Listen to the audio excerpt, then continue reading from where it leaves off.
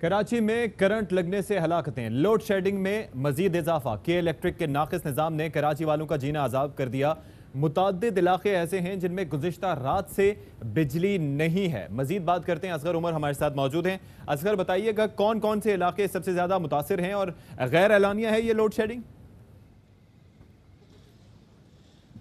जी, ये तो बहुत मुश्किल होगा कि ये बताया जाए कि कौन कौन कौन से इलाकों में लोड शेडिंग हो रही है, बल्कि ये बताना आसान होगा कि कराची में कहाँ बिजली आ रही है।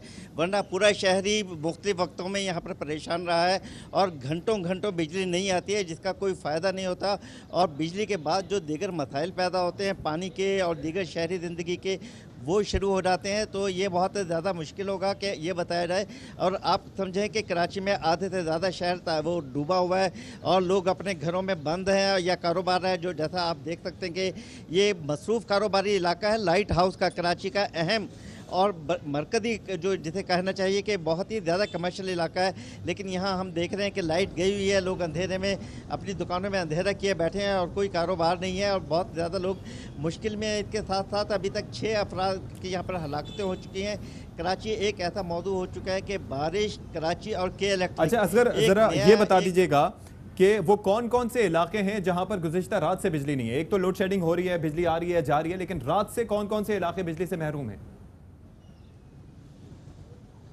जी, हमें बताया गया है कि लाइन्स एरिया का इलाका है, कोरंगी है, कोरंगी क्रॉसिंग का इलाका है। उसके अलावा मलीर के मुख्तलिफ इलाके हैं जहाँ पर घंटों से वो दिन से बारिश करने लाइट नहीं आई है। इसके अलावा ओल्ड सिटी एरिया में शू मार्केट का इलाका है जहाँ 6-6 घंटे के वो लोड शेडिंग की जा रही है और सिर्फ 1 घंटे या आधा घंटे आती है लाइट। इस तरीके से बहुत सारे इलाके, औरंगी टाउन के इलाकों को बताया जा रहा है कि वहाँ पर लोगों को बहुत मुश्किल है कि वो लाइट, जो चीज़ें हैं उनकी, बिजली की चीज़ें बल्कि जल रही हैं। फ्लक्चुएशन जहाँ लाइट आती है वहाँ फ्लक्चुएशन होती है और उनके बरकी आलात जो हैं वो नुकसान हो जाता है और लोगों को वहाँ ठीक है निकलना। और असगर उमर, आप हमारे साथ ही मौजूद रहिएगा। आपने तफसीलात दी और के इलेक्ट्रिक के हवाले से बात हो रही है तो हमारे साथ तर्जुमान मौजूद हैं के इलेक्ट्रिक के, उनसे बात कर लेते हैं। इमरान राना साहब, अस्सलाम वालेकुम। जी वालेकुम अस्सलाम। इमरान साहब, सबसे पहले ये बताइएगा कि इस वक्त कराची में जिस तरह से हम तस्करा कर रहे हैं बिजली के लोड शेडिंग का, तरसीली निज़ाम में फॉल्ट्स का, कौन कौन से इलाके बिजली से महरूम हैं और कब से बिजली नहीं है इन इलाकों में?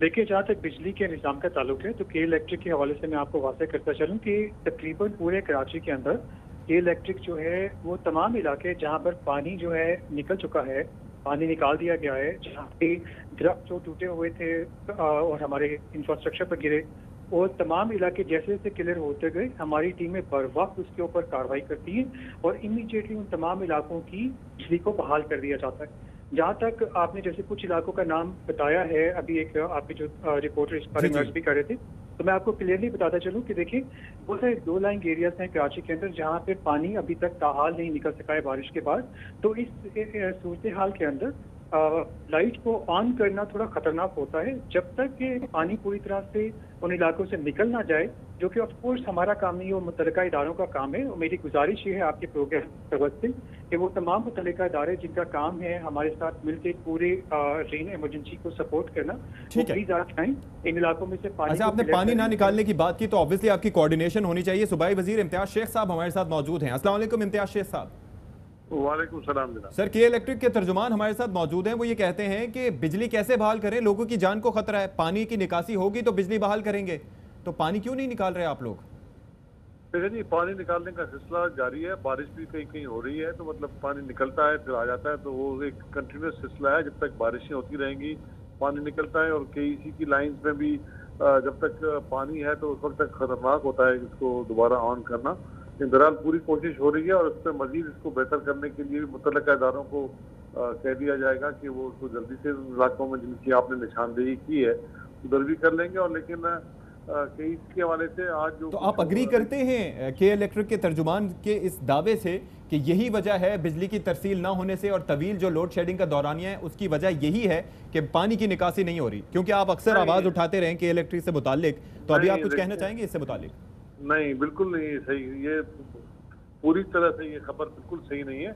और बहुत सी वजूहत हैं बिजली न होने की वजह से, जिसमें केईसी का निज़ाम जो है मतलब वो अप टू द मार्क नहीं है जो कि उनको होना चाहिए। चीज़ें बहुत सी ऐसी हैं जो कि बेहतरी की तरफ उनको करनी थी, वो नहीं हुई हैं।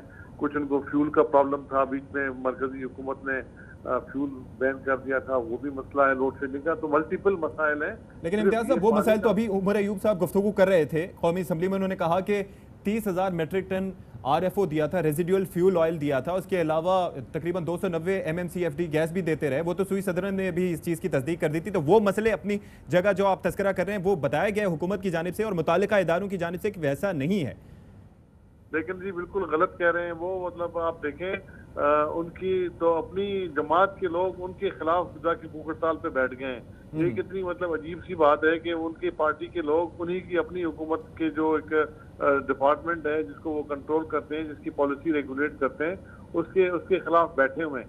तो आप अंदाजा करें कि वो तो मतलब अभी जो कहेंगे वो इस तरह की। इम्तियाज साहब, इस वक्त इशू दरअसल विफाक और सिंध गवर्नमेंट का नहीं है, इस वक्त इशू है के इलेक्ट्रिक का कराची के आवाम को लेकर। तो आप क्या इसका मतलब है जो आपकी गुफ्तगू है, आप इस बात पे मुतमईन हैं जो के इलेक्ट्रिक की अब तक की कारकर्दगी रही और जो मसाइल है वो वफाकी हुकूमत की तरफ से, आप ये कह रहे हैं?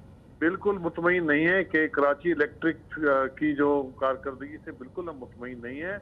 और इसके लिए मैंने नेपरा को भी खत लिखा है। नेपरा की टीम भी आ रही है फैक्ट फाइंडिंग मिशन पर। अच्छा। और हमने इनको भी लिखा है। और आज भी मैंने मेरी MD KE से थोड़ी देर पहले बात हुई है उन हलाकतों के से जो खास तौर पे कारसाज पे तार गिरने से एक आदमी की जिंदगी जाया हुई और मतलब वो बेचारा बेगुनाह। ठीक है इम्तियाज साहब, साथ ही रहिएगा। इमरान साहब, आप बताइएगा, आज वजीर तवानाई उमर अयूब ने कौमी असम्बली में इजहार ख्याल किया और वो ये कहते हैं कि हम तैयार हैं नेशनल ग्रिड से बिजली देने को, लेकिन आपके पास वो सलाहियत ही नहीं है, वो कॉमन डिलीवरी पॉइंट्स ही नहीं है और उसको बनने में टाइम लगेगा। तो यही वजह है कि कराची के अवाम सफ़र कर रहे हैं।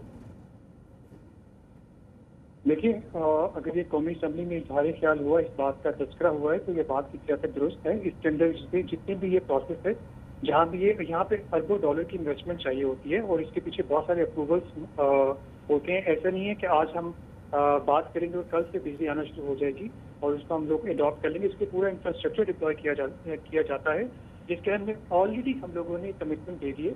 लेकिन इमरान साहब, आप कह रहे हैं कि अरबों रुपए की इन्वेस्टमेंट चाहिए होती है, वो करना जरूरी होता है, लेकिन मसला ये है कि ये पिछले साल में हमने ये सिचुएशन देखी थी। इमरान साहब, मेरी बात सुनिएगा, गुज़िश्ता साल 35 के करीब हलाकतें हुई थी, जिनमें से नेपरा ने जिम्मेदार करार दिया था के इलेक्ट्रिको के 19 हलाकतें आपकी वजह से हुई हैं। 1997 का जो नेपरा एक्ट था उसके तहत कार्रवाई की गई थी, जुर्माना भी किया गया था। इंपॉर्टेंट पॉइंट रेज किया, प्लीज मुझे इसके ऊपर 2 मिनट दीजिएगा। देखें, बहुत सारी हालातें जो हैं जो रिपोर्ट होती हैं, ये सारे वाकयात इंतहाई अफसोसनाक है। पहले तो मैं ये अर्ज करता चलूँ, और के इलेक्ट्रिक फैमिली, कराची हमारा शहर है, हम इसकी केयर करना चाहते हैं, केयर करते हैं और हम बहुत अफसोस के साथ हमें जब भी वाकयात हमें सुनने का मिलता है हम बहुत अफसोस का इजहार करते हैं। लेकिन एक चीज़ बड़ी इंपॉर्टेंट मैं कहता चलूँ कि देखिए, ये सारे वाकयात जो हैं ये के इलेक्ट्रिक से मंसूब करना दुरुस्त नहीं है। इनमें से मेजॉरिटी ऑफ वाकयात जो, देखिए, मैं आपसे कोई वाकया गलत मंसूब नहीं कर रहा, मैं गुज़िश्ता साल के वाकये की बात कर रहा हूँ जिसमें से 19 हलाकतें, मेरी बात सुन लीजिएगा,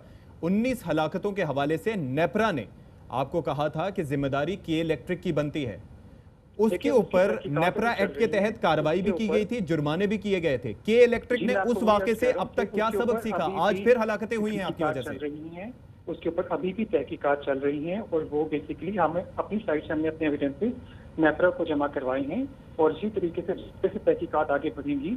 जबकि मैं आपसे वही अर्ज कर, जो हकीकत हाल है वो यही है कि ज्यादातर जो हलाकतें हुई हैं तो बिल्डिंग की अंदरूनी नाकिस वायरिंग और कुछ और वाकयात। आज वाकया जिसमें तार टूट के गिरा है, मोटरसाइकिल सवार पे गिरा है, ये किसकी जिम्मेदारी होती है? फिर ये वाकया इंतहाई अफसोसनाक है। आज भी कुछ हलाकतें रिपोर्ट हुई हैं, जैसे आपने देखा है कि उसके अंदर ज्यादातर वाकया जो हैं वो अंदरूनी वायरिंग जो डिफरेंट और इंटरनल इश्यूज की वजह से आ रहे हैं।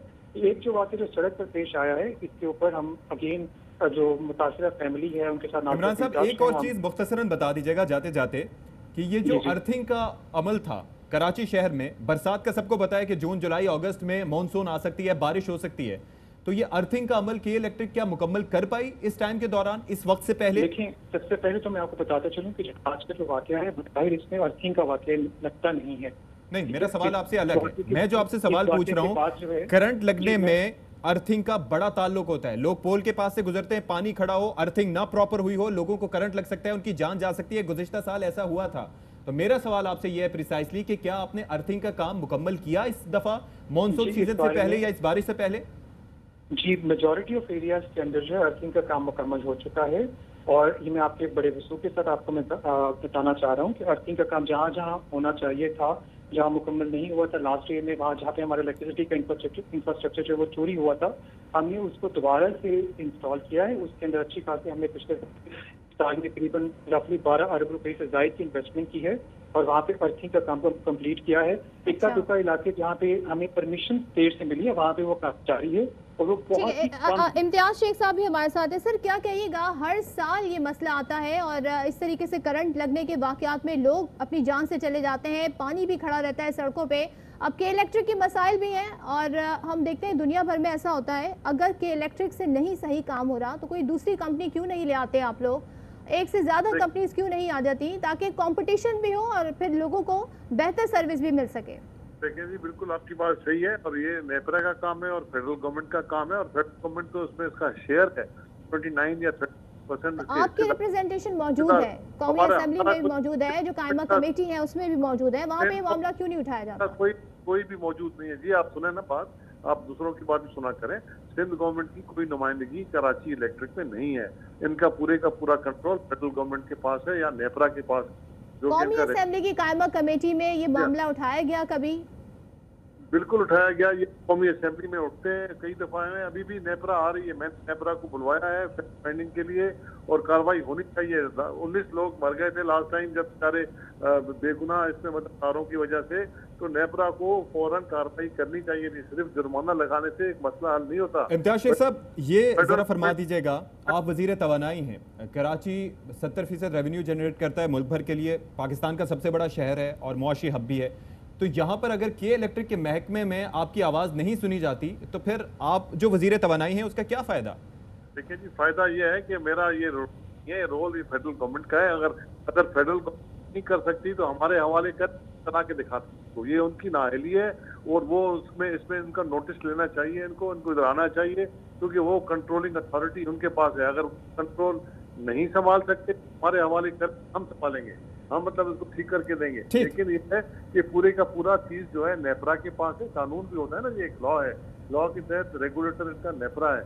नेपरा इनके खिलाफ कार्रवाई भी कर सकता है और हमने नेपरा को लिखा, चेयरमैन से मेरी बात हुई है कल की, आज भी मेरी मेंबर नेपरा से बात हुई है और मैंने मतलब सेक्रेटरी पावर डिवीजन से भी आज बात की है और आज MKE से भी मेरी थोड़ी देर पहले आई होप जो आप गुफ्तगू कर रहे हैं और आपने जो बात की है आपकी बात सुनी जाए और फिर उसके साथ वो इख्तियार है लेकिन इख्तियार नहीं है वाला मामला फिर आगे ना बढ़े। बहुत शुक्रिया इम्तियाज शेख साहब, आप हमारे साथ मौजूद रहे। इमरान राना साहब के इलेक्ट्रिक के तर्जुमान, आपका भी बहुत शुक्रिया।